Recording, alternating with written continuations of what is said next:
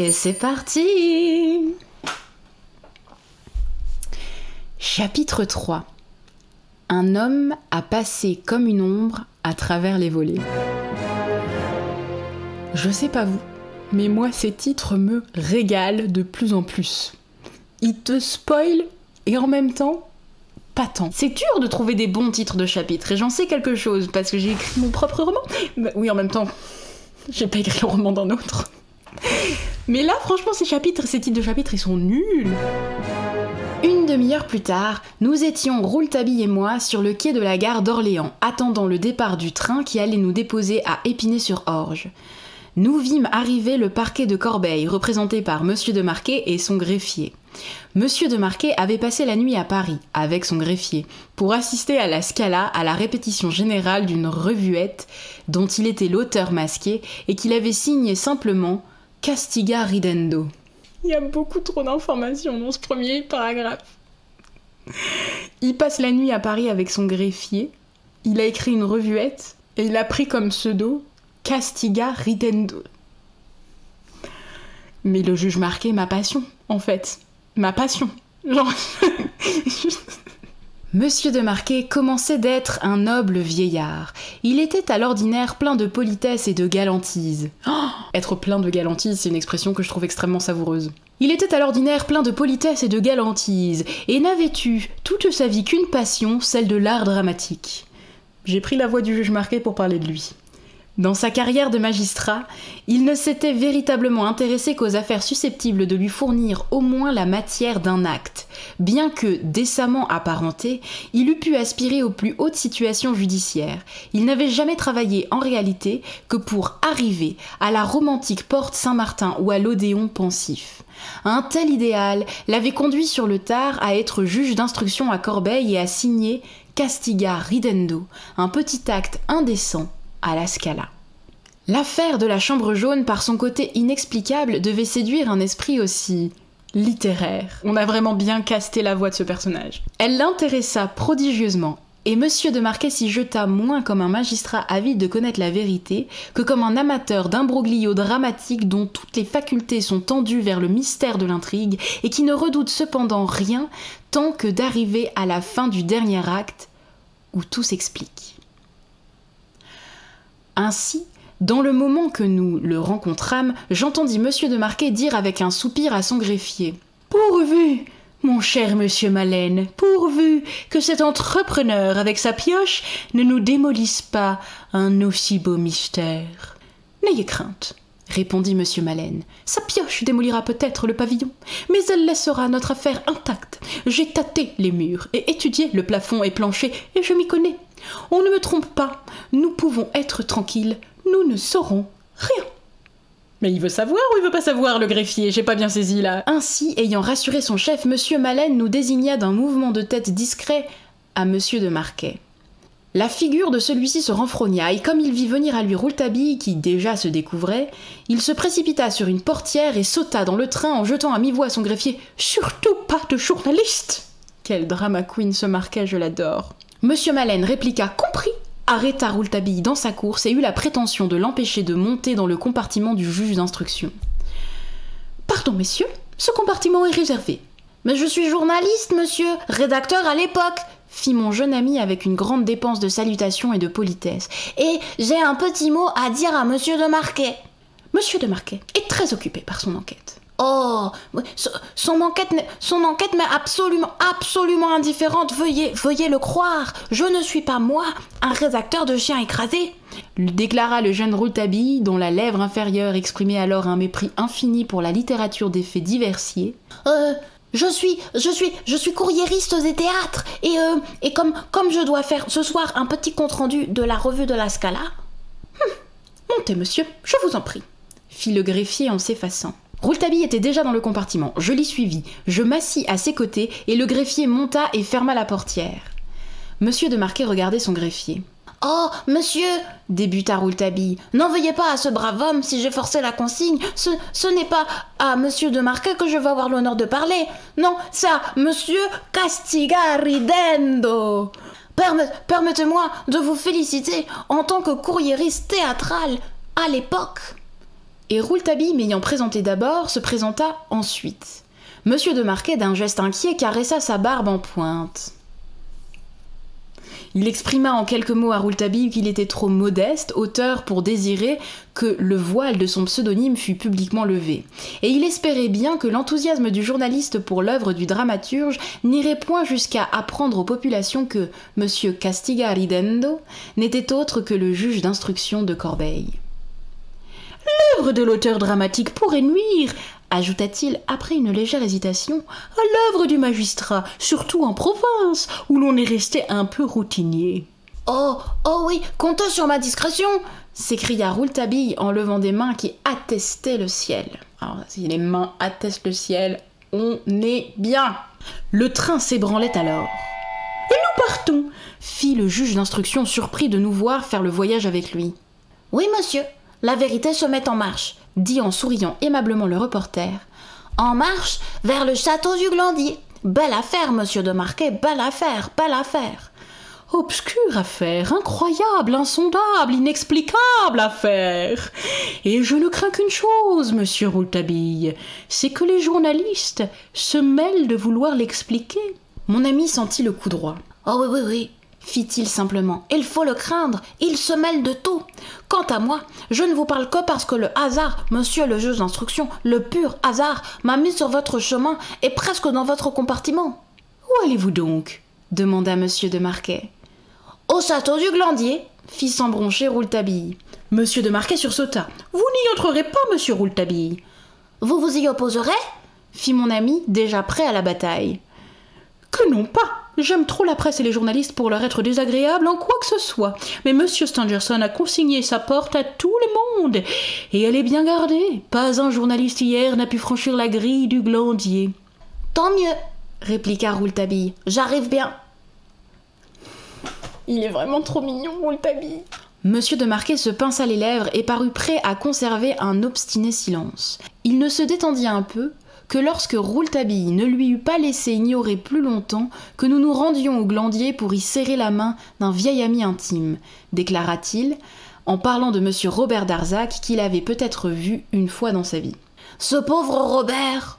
continua le jeune reporter. « Ce pauvre Robert ! Il est capable d'en mourir ! Il aimait tant mademoiselle Stangerson !» La douleur de monsieur Robert Darzac fait, il est vrai, peine à voir. Laissa échapper comme un regret monsieur de Marquet. Mais il faut espérer que mademoiselle Stangerson sera sauvée. Espérons-le.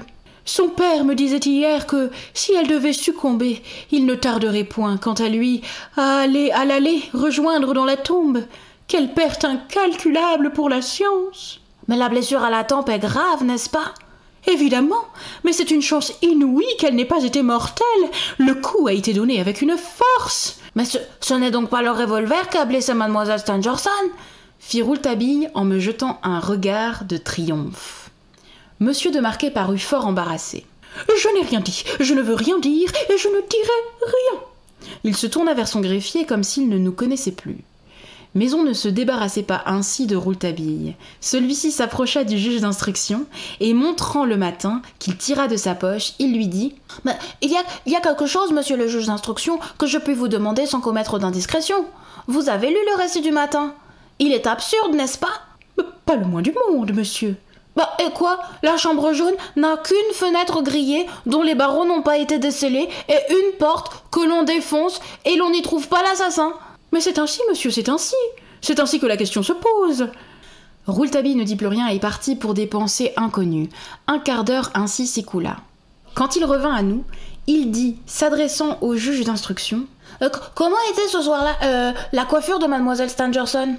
Je ne sais pas, fit monsieur de Marquet. Mais ceci est de la dernière importance, répliqua Rouletabille. Les cheveux en bandeau, n'est-ce pas ? Je suis sûre qu'elle les portait ce soir-là, le soir du drame, les cheveux en bandeau. Eh bien, monsieur Rouletabille, vous êtes dans l'erreur, répondit le juge d'instruction. Mademoiselle Stangerson était coiffée ce soir-là, les cheveux relevés entièrement en torsade sur la tête. Ce doit être sa coiffure habituelle, le front entièrement découvert. Je puis vous l'affirmer, car nous avons examiné longuement la blessure, et il n'y avait pas de sang aux cheveux, et l'on n'avait pas touché à la coiffure depuis l'attentat. Vous êtes sûr?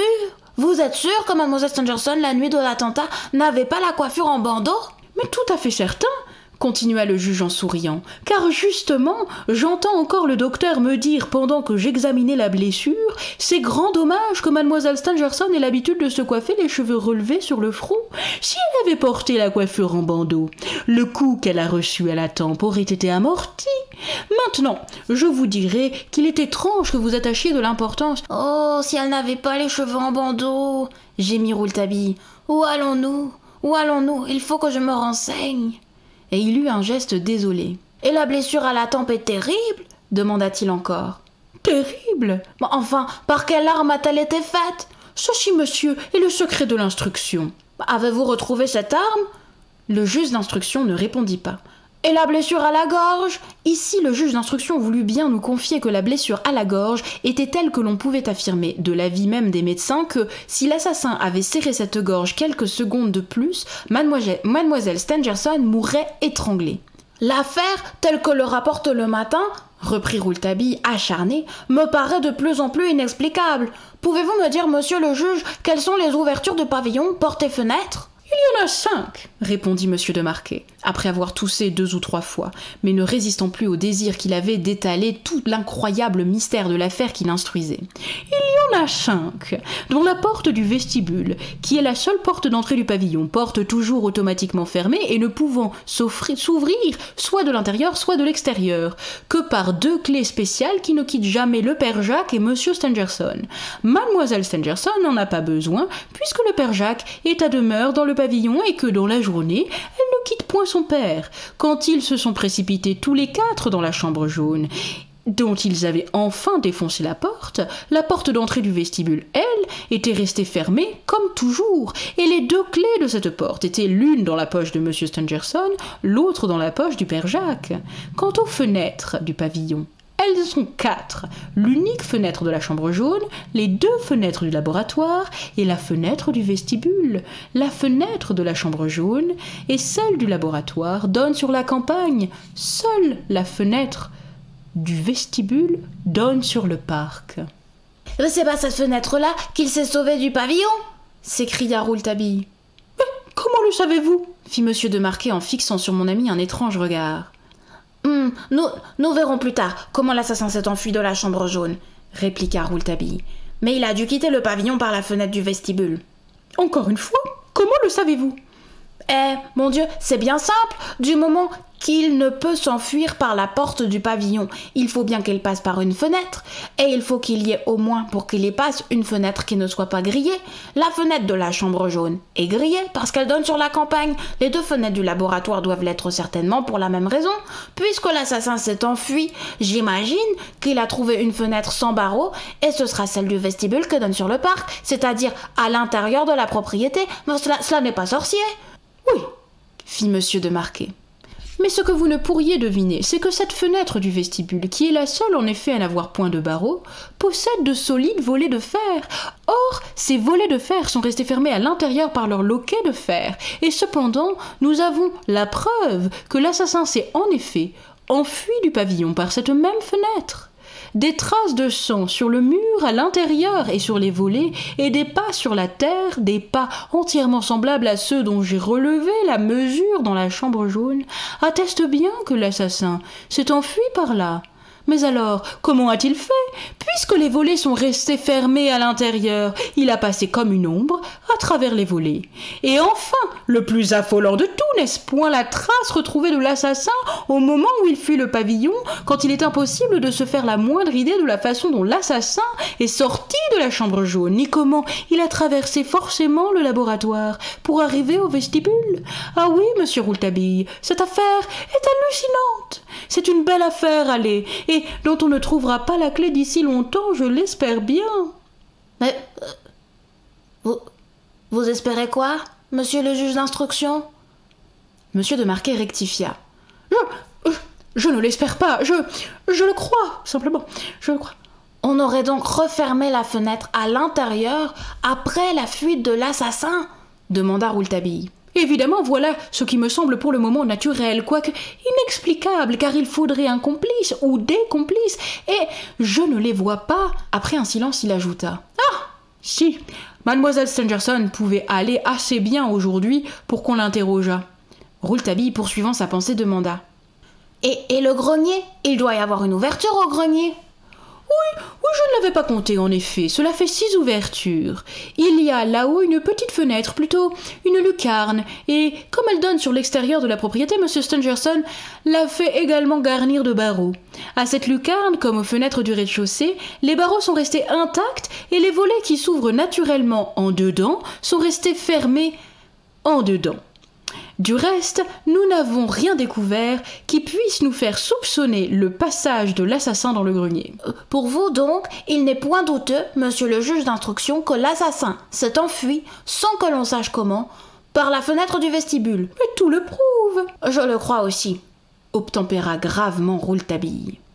Puis un silence, et il reprit. Mais si vous n'avez trouvé aucune trace de l'assassin dans le grenier, comme par exemple ces panneaux noirâtres que l'on relève sur le parquet de la chambre jaune, vous devez être amené à croire que ce n'est point lui qui a volé le revolver du père Jacques. Il n'y a pas de trace au grenier que celle du père Jacques, fit le juge avec un haussement de tête significatif, et il se décida à compléter sa pensée.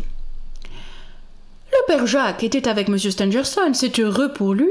Alors, quid du rôle du revolver du père Jacques dans le drame? Il semble bien démontrer que cette arme a moins blessé mademoiselle Stangerson qu'elle n'a blessé l'assassin. Sans répondre à cette question qui, sans doute, l'embarrassait, M. de Marquet nous apprit qu'on avait retrouvé les 2 balles dans la chambre jaune, l'une dans un mur, le mur où s'étalait la main rouge, une main rouge d'homme, l'autre dans le plafond. « Oh, dans le plafond !» répéta à mi-voix Rouletabille. « Vraiment dans le plafond. Voilà qui est fort curieux. Dans le plafond !» Il se mit à fumer en silence, s'entourant de tabagie. Et aussi quand vous allez dans les terrasses en ce moment, vous vous entourez de tabagie. C'est tellement merveilleux cette langue, j'adore. S'entourant de tabagie, hâter sa toilette, tout en galantise. C'est beau, j'adore. La tabagie passive. Ben oui, c'est bien connu, Clam, la tabagie passive. Quand nous arrivâmes à Épinay-sur-Orge, je dus lui donner un coup sur l'épaule pour le faire descendre de son rêve et sur le quai. Là, le magistrat et son greffier nous saluèrent, nous faisant comprendre qu'ils nous avaient assez vus, puis ils montèrent rapidement dans un cabriolet qui les attendait. Combien de temps faut-il pour aller à pied d'ici au château du Glandier ? Demanda Rouletabille à un employé de chemin de fer. 1h30, 1h15, sans se presser, répondit l'homme. Rouletabille regarda le ciel, le trouva à sa convenance et sans doute à la mienne, car il me prit sous le bras et me dit « Allons, j'ai besoin de marcher. » Eh bien, lui demandai-je, ça se débrouille ? Oh, fit-il, oh, il n'y a rien de débrouillé du tout. C'est encore plus embrouillé qu'avant. Il est vrai que j'ai une idée. Mais dites-la. Oh, je ne peux rien dire pour le moment. Mon idée est une question de vie ou de mort pour 2 personnes au moins. Croyez-vous à des complices ? Je n'y crois pas. Nous gardâmes un instant le silence, puis il reprit. Oh, c'est une veine d'avoir rencontré ce juge d'instruction et son greffier, hein. Que vous avez-je dit pour le revolver ? Rouletabille, il est un peu agaçant, genre j'avais raison, naninana, naninana. Limite, il lui fait bis la galette à son pote, mais c'est son pote ou c'est pas son pote ? Il m'agace. Je l'aime bien, mais il m'agace. Un petit peu de respect pour tes aînés, je ne sais pas. Et je sens qu'il va nous narguer pendant tout le roman, en plus, le gamin. Il avait le front penché vers la route, les mains dans les poches, et il sifflotait. Au bout d'un instant, je l'entendis murmurer. « Pauvre femme !»« C'est mademoiselle Stangerson que vous plaignez ? » « Oui, c'est une très noble femme, et tout à fait digne de pitié. C'est un très grand caractère, j'imagine. » Mais vous connaissez donc mademoiselle Stangerson ? Moi ? Pas du tout. Je ne l'ai vue qu'une fois. Mais pourquoi dites-vous que c'est un très grand caractère ? Parce qu'elle a su tenir tête à l'assassin, parce qu'elle s'est défendue avec courage, et surtout, à cause de la balle dans le plafond. Je regardais Rouletabille, me demandant in petto s'il ne se moquait pas tout à fait de moi ou s'il n'était pas devenu subitement fou. Mais je vis bien que le jeune homme n'avait jamais eu la moindre envie de rire, et l'éclat intelligent de ses petits yeux ronds me rassura sur l'état de sa raison. Et puis, j'étais un peu habituée à ses propos rompus. Rompus pour moi qui n'y trouvais souvent qu'incohérence et mystère, jusqu'au moment où, en quelques phrases rapides et nettes, il me livrait le fil de sa pensée. Alors, tout s'éclairait et soudain, les mots qu'il avait dits et qui m'avaient paru vides de sens, se reliaient avec une telle facilité et une logique telle que je ne pouvais comprendre comment je n'avais pas compris plus tôt. Mais c'est trop bien de finir un stream sur une phrase comme ça, je suis trop contente. Est-ce que vous êtes hypés pour la semaine prochaine? Parce que là, moi j'ai envie de lire la suite sans vous.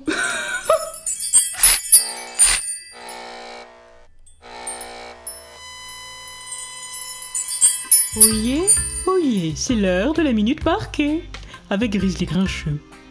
Stéphane Bern a pris un retourneur de temps pour mener l'enquête car il aime les châteaux. Mais qui est ce Stéphane? Le juge... Ah, on parle de moi. Et pédant avec la province. Mais pas du tout. J'adore les provinciaux. Ils sont si pittoresques.